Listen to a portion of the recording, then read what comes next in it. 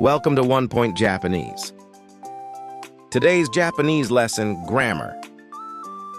This channel helps you learn basic Japanese step by step. Today's grammar is from JLPT N5. Today's grammar is 欲しいです。欲しいです。欲しいです means I want. You use it with a noun and the particle, ga. Let's practice with questions and answers. You can use 欲しいです to express what you want.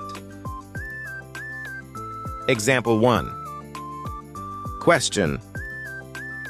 何が欲しいですか? What do you want? Answer.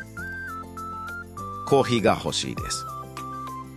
I want coffee. Example 2. Question. 正しい本が欲しいですか? Do you want a new book? Answer. はい、欲しいです。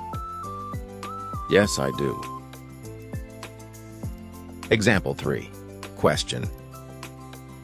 誰が欲しいですか? Do you want water?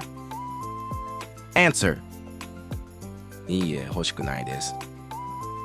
No, I don't. Today's grammar was 欲しいです。Noun plus が plus 欲しいです。Thank you for studying Japanese with us. We upload new videos every Saturday, Tuesday, and Wednesday.